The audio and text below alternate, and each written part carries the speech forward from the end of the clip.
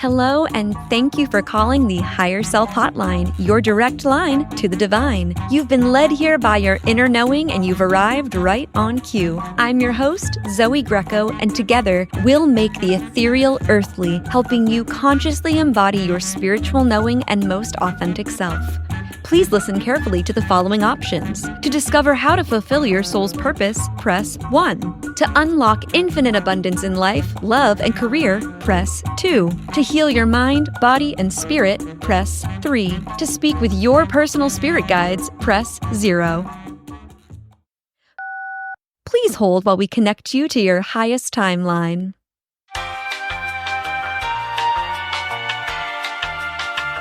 Hello, Divine Darlings, and welcome back to the Higher Self Hotline. I'm your host, Zoey Greco. Thank you so much for joining me today. In today's episode, you'll get to listen in on a client session that centers around a theme I know so many of us are moving through: how to hold both the magnitude of your spiritual gifts and the vulnerability of your human self. You'll hear us talk about the pressure to act quickly on intuitive downloads, the resistance that shows up when you start to want more for yourself, and the fear that expansion means abandoning who you've been. We explore what it looks like to create rituals for the human self, to build safety alongside growth, and to step into your next chapter without needing to earn it first. If you've been feeling overstimulated by your own inner world, or like you're growing faster than you know how to integrate, then I know that there is medicine in this episode for you. So without further ado, let's get into it. Good morning. How are you? I'm doing well. I'm excited to hear your voice. Me too. I was looking at my records and it looks like it's been like 8 months since our last session.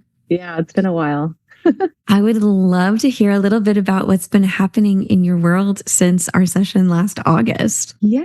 Oh gosh. When we last spoke, one of the main things you told me was my intuitive development and how to connect with my guides. And so I've done that, and it's definitely been a kind of a life-changing relationship to have.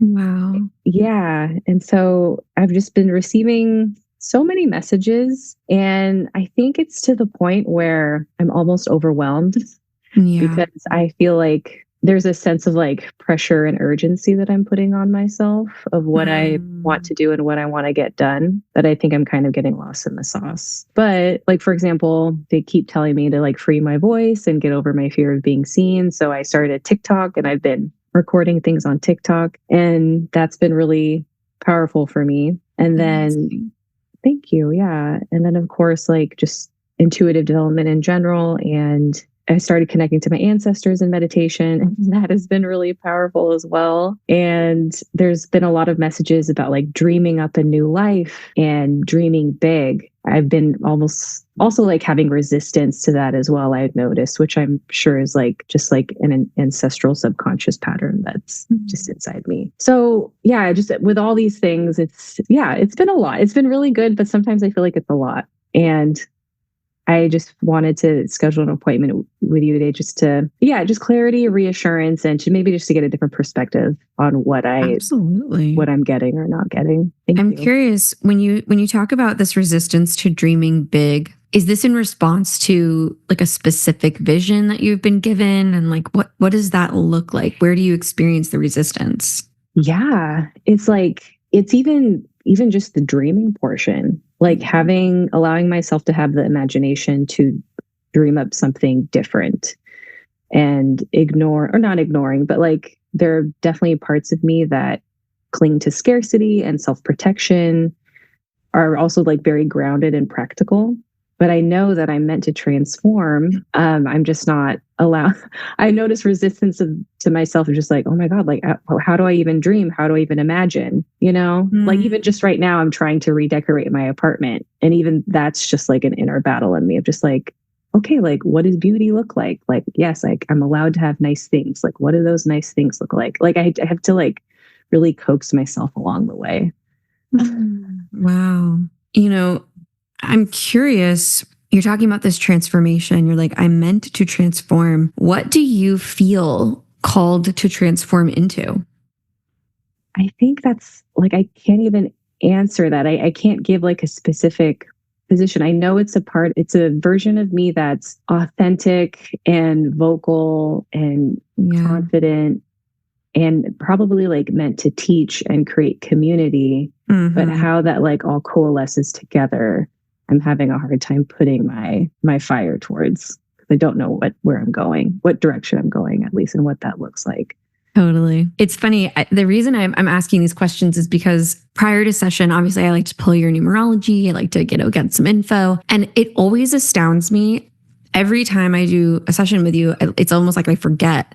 Your numerology is so unique. Like, it is so different. I'm trying to think how often I see 1, 1, 1, 1. Like, you don't see it. And it feels like when I tune into your energy, you're approaching something inevitable and like unavoidable. Like something is happening to you or something is happening like through you. And the resistance is like, it makes sense. I want to just validate that. It makes sense. And then we're going to talk about that too, because I think it's important to kind of understand even more deeply maybe where that comes from. But also, like, the resistance is futile. Like, it's not going to prevent what is happening from happening, Okay. So I find that really interesting that, there's still this force within you that is really in all reality just seeking control, like seeking some place to feel control. So I would love, actually, if you wouldn't mind, since it's been a minute, just to start us with a centering, to call in, all of your guides and kind of ground us into this experience before we officially start.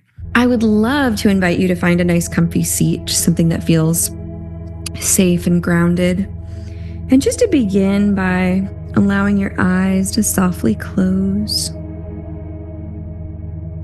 finding stillness in the body, finding a sense of peace within. And I'd like to invite you to bring your attention to the breath, taking in a full, deep inhale and releasing anything you don't want to hold. And we'll do that one more time, just taking in a full, deep, refreshing, revitalizing inhale and releasing anything you don't want. And as we stay connected to the rhythm of the breath, bringing that sense of openness into the heart, feeling your heart expanding and softening, being expressed into fullness. And know that I am meeting you in that vibration and that frequency.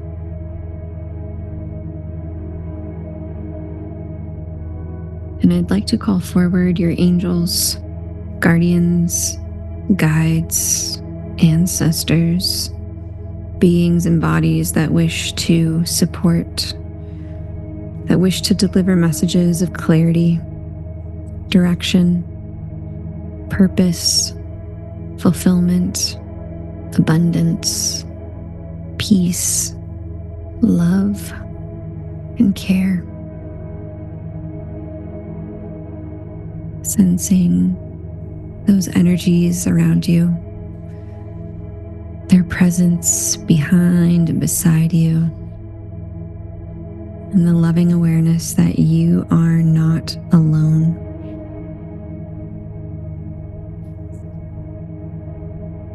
Taking in one final deep inhale. And as you exhale, allowing your eyes to softly flutter back open. Thank you. Thank you so much. I love it in that space. I think, first of all, your own intuition is very potent. And it's funny because the color blue is just so present in your field. It's so profound. And it's kind of a deeper, almost like purpley blue, which lets me know that you are being invited into a season of expression, of teaching, leading. We see a lot of red typically with one. The number one is very like determined. It's very almost like it's a very like Aries energy, that kind of initiatory, go-getter, powerful essence. But the truth is, you present with this really beautiful bluish purple. And if you think about it, purple is a combination of blue and red. It's a very balanced expression of those colors.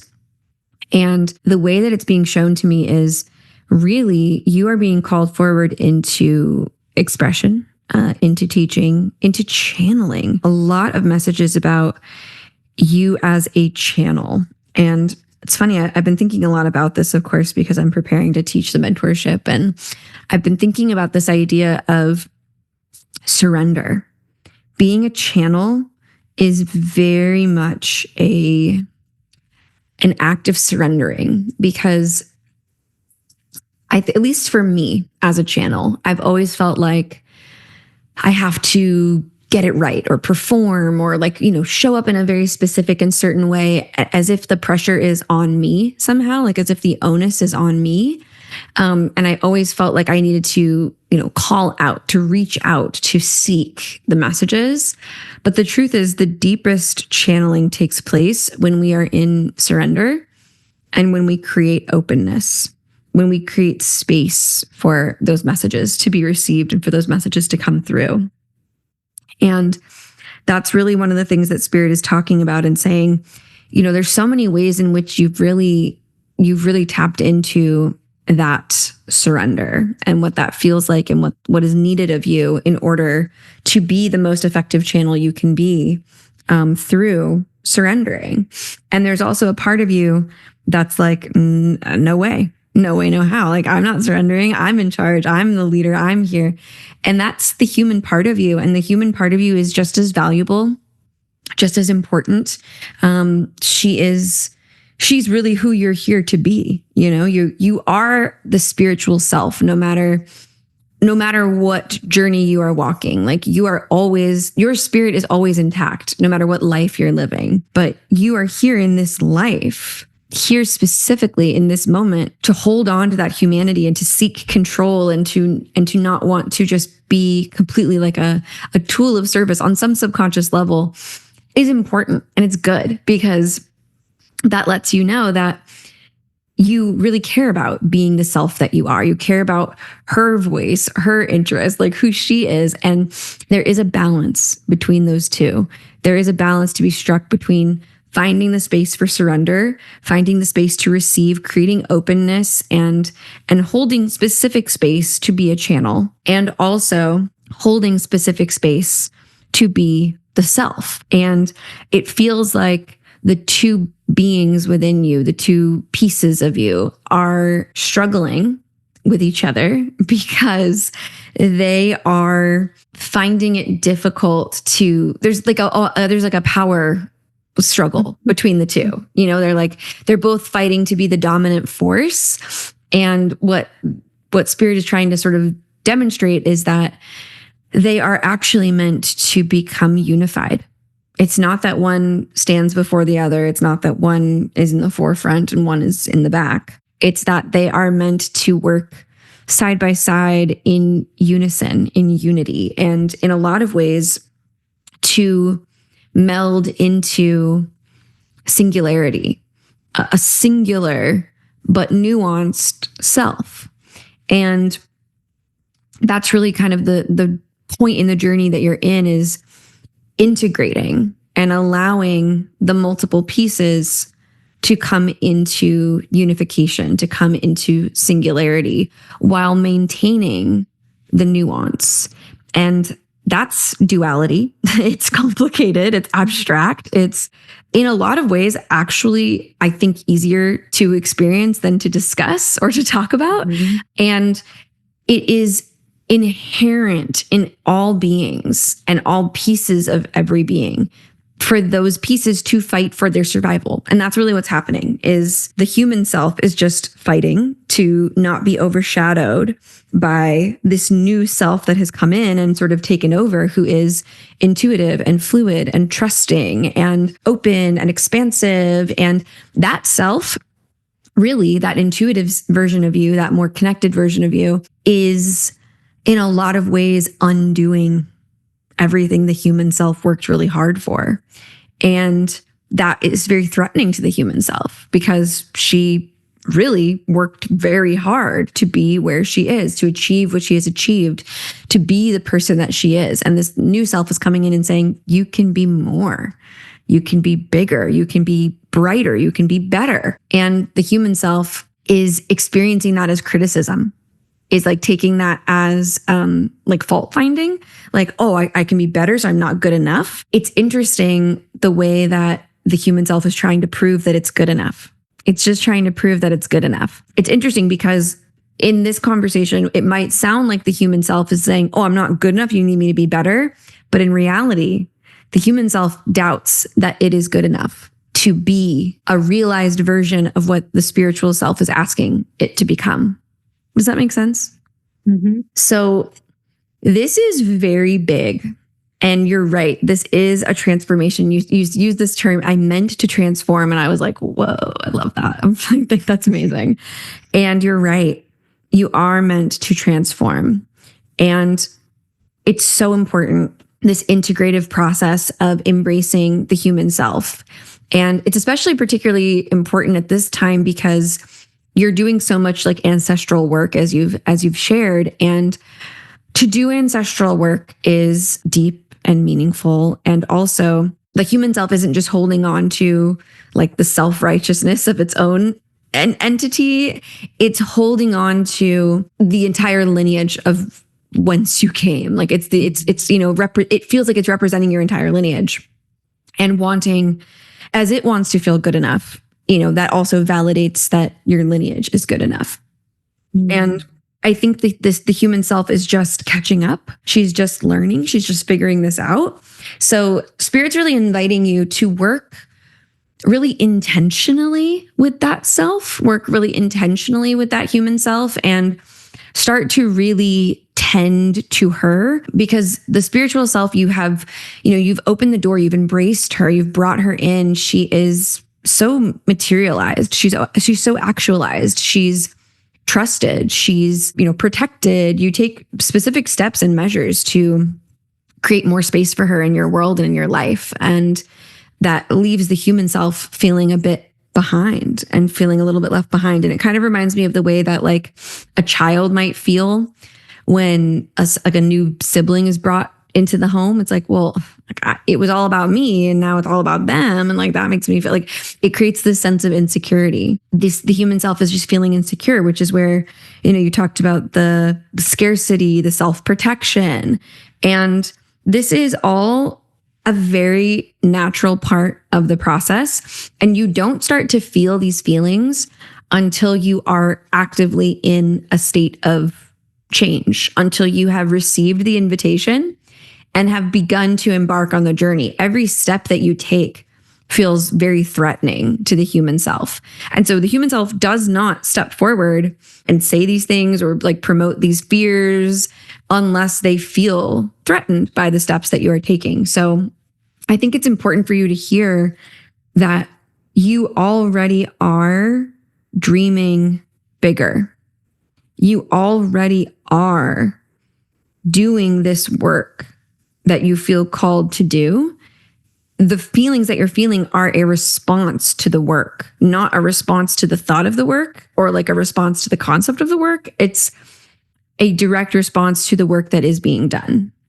And you said something that I think is really, really important, which is you're feeling like rushed almost. And I think this is such an important thing to touch on, because as we activate ourselves intuitively, as we experience a deeper sense of intuition, it feels there's a sense of urgency that is created and developed. Because if you think about it, well, first of all, we're conditioned externally toward rushing everything. It's like, if you think about it, which makes sense because like the human lifespan is only just getting longer, right? So like it made sense that people would be like, you got to get married and pop out babies by 18 because we only live to like 25, which is not the case anymore. Modern medicine's a real miracle. And so now we have more time to like achieve things materially, achieve things as human beings, to hit certain milestones that we have decided collectively, societally, are what we are supposed to do.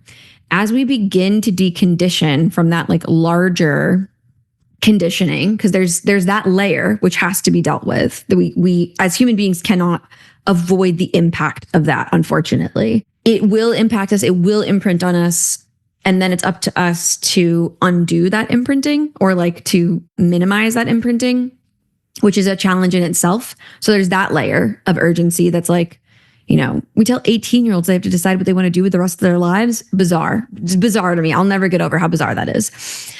But I digress. What is also happening for you, so you're moving through that layer of urgency, what society tells you need to be doing by a certain age or a certain time frame in your life. And then you're dealing with the urgency of now you have more of a picture. Even if it's just a little bit, even if it's like 3 out of 300 puzzle pieces, you still have 3 puzzle pieces. The inner self, the human self says, I'm conditioned to achieve. I'm conditioned to, to materialize. I'm conditioned to rush. And therefore I feel like even if I don't have the full picture, I need to start sprinting toward what I can see, what I see in my mind. And as a seasoned intuitive myself, I deal with this constantly. Like this is something I'm still deconditioning from, because when you can see where you're going in life, it only makes sense that you would just start moving in that direction. It's like, oh yeah, well that's where I'm supposed to go. Then I need to get there, and I should get there sooner than later, because that's the vision I'm being handed. That's what I'm supposed to achieve. But what we don't understand is that we are also subject to divine timing. Time is divinely designed and orchestrated, and we don't actually get to control how fast things happen. And I've seen this time and time and time again in my own life, in the life of my clients, where people will be like, I'm ready. Like, I feel ready for this manifestation to come into my life, whether it's, an opportunity or a relationship or an achievement. There's some milestone, some goal, some manifestation that they're like, I'm ready. I did the work. I'm ready to receive this. But the universe is not ready to deliver it.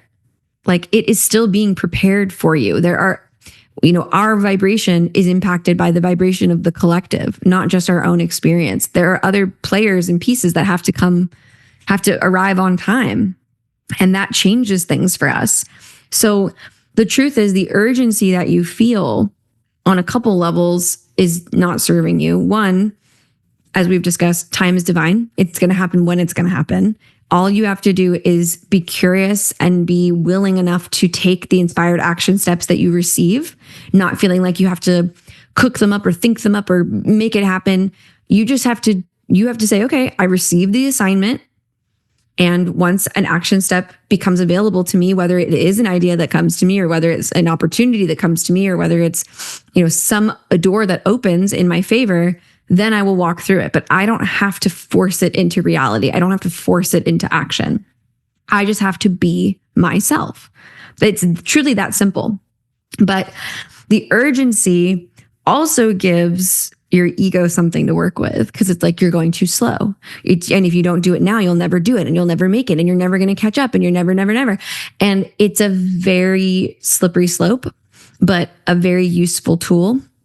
And it's almost like the human self kind of relies on the ego, because it validates the human self stories of, I'm not safe to be visible. I don't have the resources I need. I don't have this. I don't have that. I can't, because it's arguing for its own limitations is really what's happening. And the universe is very, very, very clear with you right now that this process is already in motion, and understanding the players and understanding the pieces of it and understanding that just because part of you is telling you something doesn't make it true is really important. So it's not true that you have to rush. It is not true that if you don't do it now, you won't do it. It is not true that you exist in scarcity. It is not true that you have to protect yourself. It is not true that you're not allowed to dream big. It's also not true that you can't do it. Like I kind of heard that from you in the beginning, was like, I don't even have, nothing's come, I can't see it. And often that is simply a veil. Like it's like there's like fog in front of you, and you know there's something on the other side of the fog, but you can't see it because of the cloudiness in front of you. And the truth is, you can walk through fog. You can walk through a veil. You can walk through those things. Just because you can't see where you're going doesn't mean you can't take steps forward. You just don't have to rush to get through it. It's like running through fog isn't necessarily safe, but waiting till the fog clears to make any movement at all can keep you pretty stuck. And it's about striking that balance. And it feels like that is really like the theme of the session today. Spirit is talking about balance, balance, balance. You already are intuitive. You just don't know how to access your power. But don't worry, I'm here to help. The Intuition Activation Mentorship is back by popular demand one last time. I mean it. This is really the last time I will be offering this program. And if you want exclusive early access, a $500 discount, and a free private reading with me, you'll need to join the waitlist before September 12th. This transformative 30-day program is designed to rewire your mind for intuitive clarity, helping you move past fear and self-doubt so you can step into total trust in your inner knowing. Using a powerful fusion of mind-hacking techniques, neuroplasticity, positive psychology, and universal energy laws, this mentorship will expand your psychic abilities and give you the tools to confidently receive divine guidance. But what's inside the mentorship? 10 in-depth lectures on intuition, the science of neuroplasticity and mind hacking, and how to differentiate between ego and higher self. Daily intuitive activation exercises to flex and strengthen your spiritual gifts. Deep soul-level connections through community experiences and practice exercises.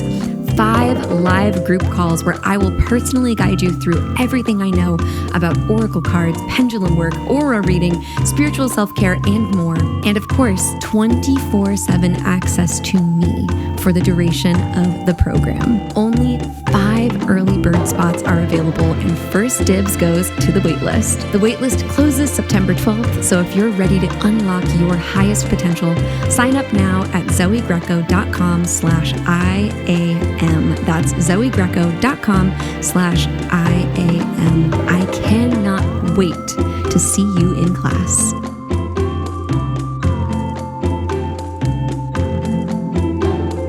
Even as we saw in your aura, the purple shining through so clearly as this balance between, the determined, manifesting powerhouse red and the patient, communicative, wise blue. Finding the balance between those forces is so powerful. But I also want to take a second to talk about your numerology, because the feelings that you're feeling are, as we've been talking about, kind of created through this dynamic between the human self and the spiritual self. And also, this is enhanced because of your numerology. You are a birthday number 1, an attitude number 1, a life path 1, and you are also in a personal year 1. So it was just 1, 1, 1, 1, 1. I was like, unbelievable. And all of that 1 energy says, I have to do this. I have to make the way. I have to do it by myself, for myself. No one's going to come and rescue me. No opportunities are going to it's a very independent number to a fault. And to have so much of it without really other balancing forces is a lot to carry. It's a lot of internal pressure that is built. And I have heard you over the years begin to dismantle that internal pressure. And even the last time we spoke, I remember you being very at ease. I remember when we were talking about your career, you were like, yeah, work's not an issue for me. And I was like, you're the only nurse I've ever talked to that's what you said. It's so unfounded. So there's areas where you've been able to find a lot of ease, but now that you've received this sort of divine assignment, there's another part of you that's like, oh, now that I know what I'm supposed to do, I need to run toward it. But also you have the invitation, you know that there's some place to go. You just don't know where exactly it is yet. It's almost like when someone sends you an invitation to an event and it says like location TBD, like, yeah, okay, well, I know I have someplace to go, and I generally know what I'm going there for, but I don't have the details I need at this moment to get there. And basically what Spirit is saying is you can be as independent and, self-motivated as you want. That's not going to change the divine timing of things. So you might as well try to slow down. And slowing down is not about moving at literally a slower pace. What they're really talking about is just simply being present.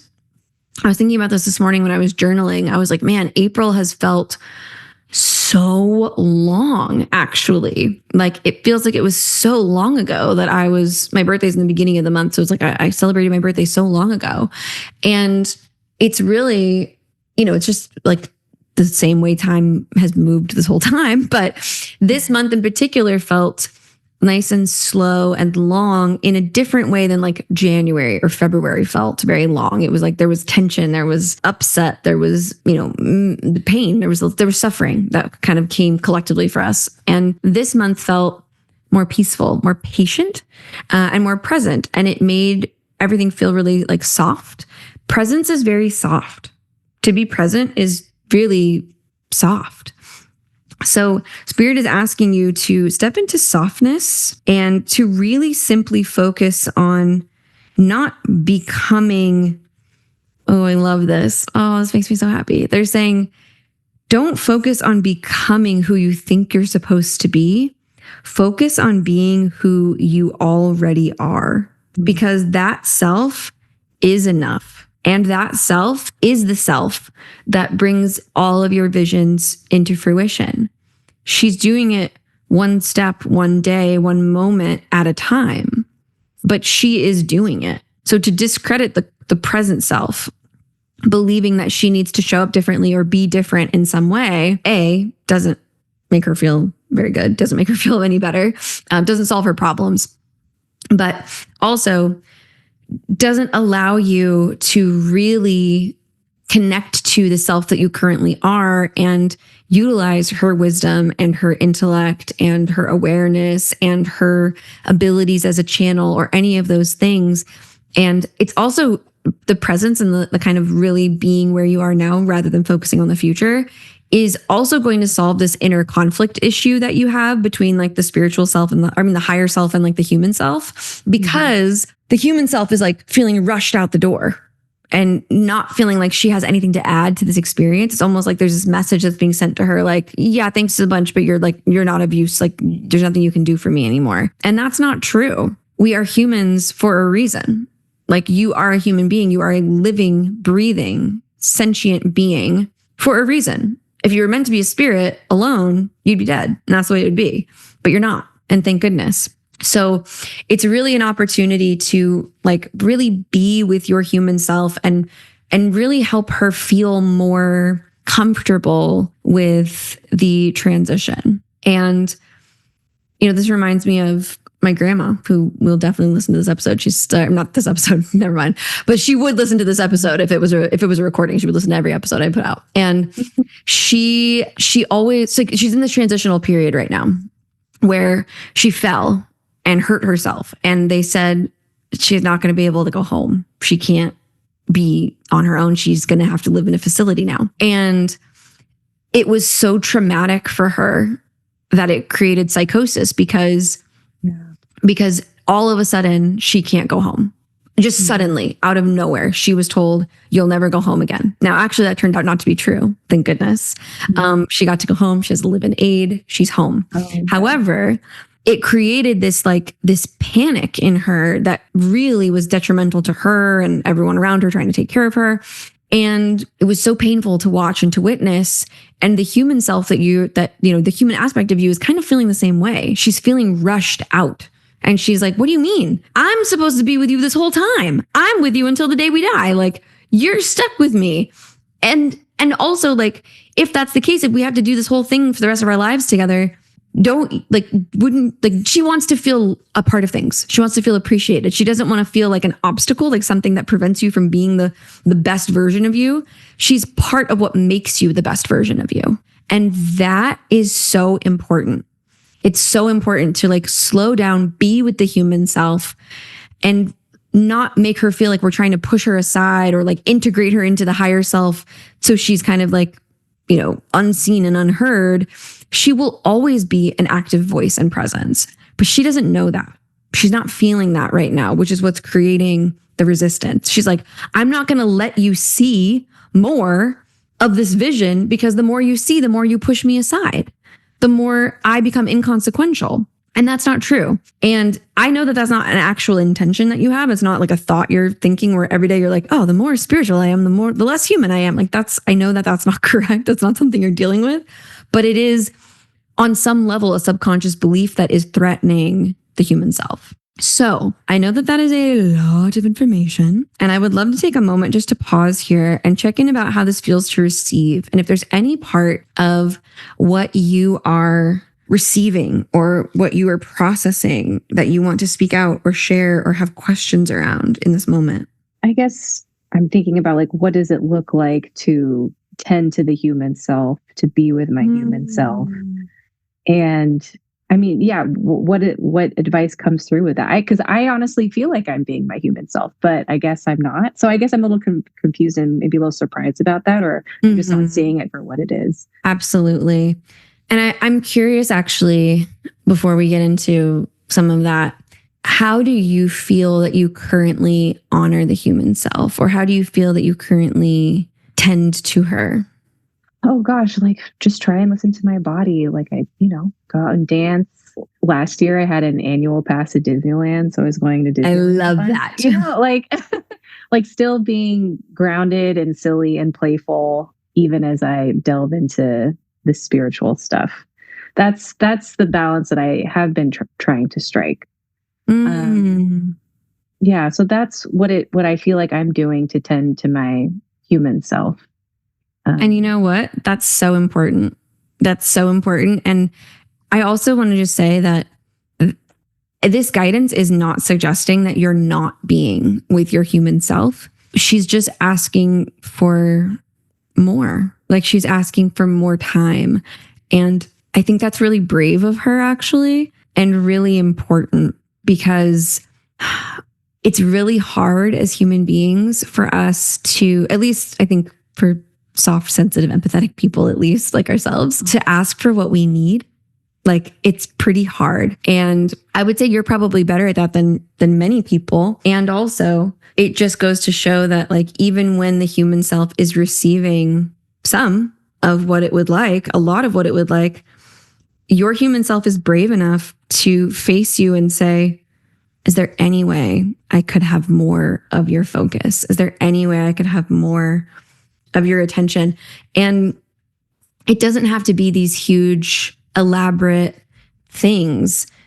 It's more about like spending time just reassuring her. Like it could be as small and significant as a 10-minute affirmation practice where you talk to her and you tell her, I love you, and it's safe for you to have any feelings that you want. It's safe for you to let visions through. It's safe for you to be a channel for vision. It's safe for you to express your needs or wants or emotions or physical needs. Like really taking that presence just one step deeper, and doing these affirmations, these daily mantras, taking space for journaling to really like sit with and be with that inner monologue.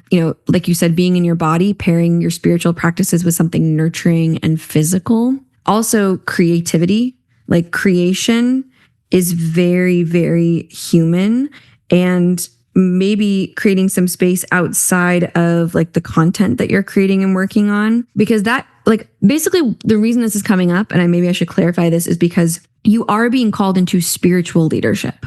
Like that feels inevitable, unavoidable, present. The change and the call it's already been sent out. You're already on your way. You're already on your way there. And that process is threatening the human self. So we just need to support her every step of the way. and say to her, you are loved, you are safe. I am not trying to stop being a human in favor of being a spirit. I am trying to be a spirit having a human experience. And part of that is reminding other people, other humans, that they are spirits having a human experience. And you're here as a channel to speak truth, to speak wisdom, to share what comes through. It feels very innate and organic. It doesn't feel like you have to, craft something or put it together. It's like you are here simply as a channel. All that you receive is to be shared. Well, I mean, some of it's just for you, of course, but much of what you receive is to be shared. And that is your calling. And to, support others individually, to support others in group, to create safe space for people to move through the same process that you're moving through of embodiment, like just being there with them in that process. And I think, the world we live in makes it feel really complicated. Like you have to package it up with a pretty bow and make a signature thing and do this and that. It's like anytime you want to just share something, we have to like commodify it or monetize it or just make it look really specific. And you can commodify and monetize this work if it's what you want to be doing all the time, but you don't have to box it up or perfect it or turn it into something other than this very organic presence of being with others. And the more that you are able to be with yourself in this process, be with your human self and hold her hand through this experience, the better prepared you are to hold others in their humanness as they become embodied, as they become unified and achieve that like nuanced singularity that you are in the process of achieving. And so every skill that you develop in the name of that effort in this moment, in this time, is what you will then hand to others and what you will then provide for others, what you will give to them. And the first person asking for it from you is yourself. And she's just asking to be reassured, to spend time with you. And it's making me emotional, actually. It's really beautiful. Because the way that it was shown to me was like your human self and your higher self sitting by a river. And it's like your human self just wants to be able to like measure up. It goes back to that initial conversation of like, oh, you're telling me I'm not good enough, when really like, no one's telling you you're not good enough. You're telling you you're not good enough. Like the human self is telling itself it's not good enough. It's perceiving that message incorrectly when the higher self is just saying, you can be anything you want to be. You can be anything you want to be. You're good enough to be anything you want to be, even if that's just being you. And so it's just about being a friend to that human self in this process so that it doesn't feel so scary or threatening or overwhelming, or so it just feels safe. So it feels like the metaphor that's coming to me is awful, so please forgive me, but it reminds me of like when they say like, take a dog out to pasture. It's like, your human self thinks she's being taken out to pasture, but really like she's just being taken for a walk. Like she's just being taken on a beautiful walk through nature, through a field. And she doesn't perceive it that way. She's conditioned to feel threatened. And so this is really about being with her in this really intentional, meaningful way, which again, does not have to be complex. It's journaling, it's affirmation, it's spending quiet time with yourself. It's slowing down enough so that you can really feel how things feel in your body or how things feel emotionally for you. Maybe even creating an altar to your human self. Because, we build altars to our higher self and to, deities and spirits and ancestors and all sorts of things. And like, why isn't the human self worth worshiping too? Like she is, compassionate debriefs at the end of your day, asking yourself before bed, where did my humanness show up today? What did I need that I didn't know how to ask for? What can I thank myself for navigating and handling with love and the best effort that I have, getting into the body with breath work. Like, it's not to say that you're not doing these things, right? Like you said, you're doing intuitive movement, you're dancing, you're having these experiences, you're giving yourself this like playful space, which is amazing. And your human self loves to play. And there's other ways to like be with her, tend to her, pay attention attention to her and reassure her. That's really the word that keeps coming through, is like reassurance, because we all think, every single person, I'm telling you, every single person who moves through a process of like embodiment and spiritual awakening thinks that it's going to kill them on some level. Some subconscious part of them is like, this is killing me. And all we have to do is reassure the self and say, no one has died from embracing their fullness. Like, no one has died from becoming embodied. You are safe. You are safe to do this work, to reassure that self that she is safe, and that the higher self isn't there to push her in a certain direction or make her into something that she's not, or eradicate her completely from the process.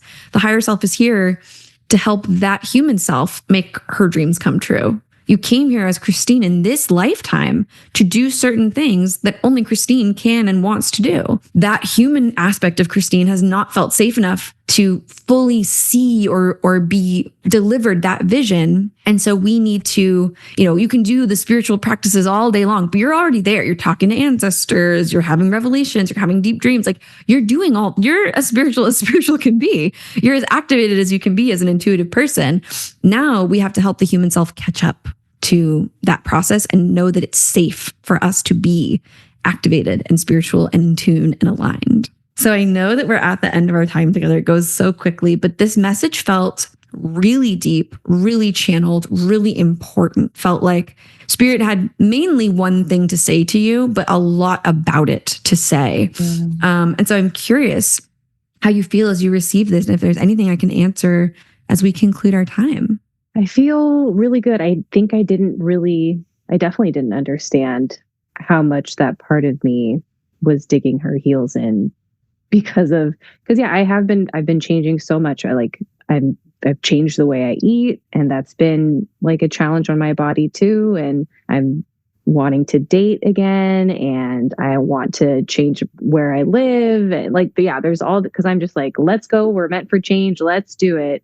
Yeah. And now I'm through this session, I'm seeing like, okay, like this is a lot for her to handle right now. And it doesn't mean you have to stop. It doesn't mean, like, when I say slow down, it doesn't mean like you can't pick up and move or start dating or change the way you eat or do any of those things. It just means when you do, to really like slow down enough to communicate that to your human self, because your higher self sends the message and it's like, okay, time to do it. And there's like this kind of in-between self that no one really talks about. There's like the higher self, the human self, and the self that like observes all of that activity. And that middle self is sort of this mediator who's like, okay, I received the message from higher self. Now I have to talk to human self and say, hey, here's what we're going to do. It's going to be okay. We're going to make it. And that's really what you're being asked to do, is like mediate that process. And it reminds me of when we leave the house, we have like a whole routine because we have 3 dogs, and my husband and I always, every single time we leave, tell the dogs where we're going,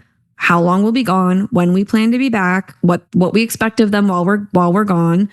And this, like, to not slow down and like kind of reassure and support the human self in this process would be like just leaving the house without telling, the dogs where we're going. It's like, they're just going to sit and wonder and be scared and nervous if we're ever coming back. Like they don't understand what's happening unless we explain it to them. And so it's just about explaining it. Like, you're just, maybe even it can be that simple. Like, hey, Christine, like, human me, we're going to do this really cool thing now. And I promise it will be okay.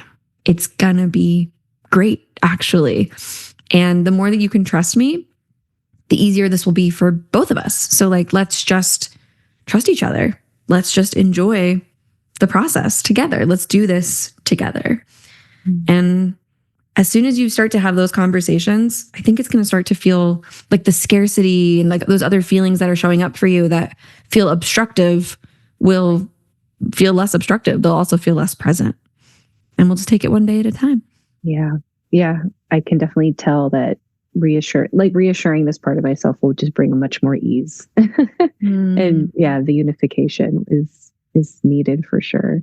Because right now it just feels like a battle's a strong word, but there's just like just tension. Yeah. It's like someone else got hired for the job that your human self has. And she's like, who's this bitch? Like, get her out of here. Like, I have this job. And it's like, hey, your coworkers, like, what if, hear me out. What if you keep your job, you keep your pay, you get a raise, and you only have to do half the work because now you have someone to do it with you. It's like, well, actually, that does sound pretty good. That's what this is really like, just to convince her that it's better. She doesn't have to do it alone. And with all those ones in your chart, that's hard to convince her of. She's like, no, I do everything on my own. It's like, no. Mm-hmm. And it's beautiful. It's a beautiful place to be. I really, really, really want to thank you so much for, I know we meet like just about, once a year, and it feels so good every time. I love connecting with you. I love tuning in with you, and to just see the profound growth that happens for you between sessions is so powerful. It's so beautiful to witness. And of all the type of work that I get to do, like this truly is my favorite type of session, my favorite type of experience, because it's bigger than like, how do I make this guy love me? Or how do it's like, this is what being alive is about. Like what you're doing is what life is about. And to get to be a part of someone's life and their journey, and to watch you expand and continue to embrace the fullness of yourself is such a blessing. And I just feel so grateful to be chosen to be a part of that process. So I really can't thank you enough. And I'm just so grateful for you. Oh my God, Zoey. I tell everyone that every time I have a session with you, I jump timelines. Like, thank you. Thank you. Like, you just bring so much to my own journey. I mean, yeah, I'm like, I don't know, 5 different versions since we first started having sessions together. So it's pretty crazy how much you've been a part of my growth, even though you aren't directly in my life. So my heart feels like it could literally jump out of my chest. I'm so grateful. Thank you so much for that love and for reflecting that back to me. It means so much. I can't even tell you. And I cannot wait for our next chance to connect. And I really hope in the meantime that you'll just shoot me some emails, shoot me some DMs, like keep me posted. I always see when you like watch my stuff. I'm like, oh, I love that. So please like keep me posted. Let me know how it's going. And I'm here. I'm a human too. So like, just talk to me sometimes. Be like, hey, I'm having this. Like, I answer DMs. Like you can message me whenever you want. I love that. Oh gosh. Thank you so freaking much. My pleasure. Take such good care of you, and we'll talk soon. All right. Sending a lot of love. Thanks, Zoey. Alrighty. Bye. Bye. Well, there you have it, blessed babes. Thank you so much for tuning in for another episode. And I would love if we could take a moment to send this week's subject some love, sweetness, and positivity as she continues to stretch into her next chapter with presence, trust, and a deep commitment to honoring all the parts of who she is. If you're interested in being on the podcast, send an email to podcast@zoeygreco.com. Connect with me on all socials at @thezoeygreco. And of course, I want to conclude by reminding you that you are important. You matter and you are perfect exactly as you are. I love you. Your spirit guides love you, and the universe loves you. So until next time, keep answering the call of your higher self. Bye.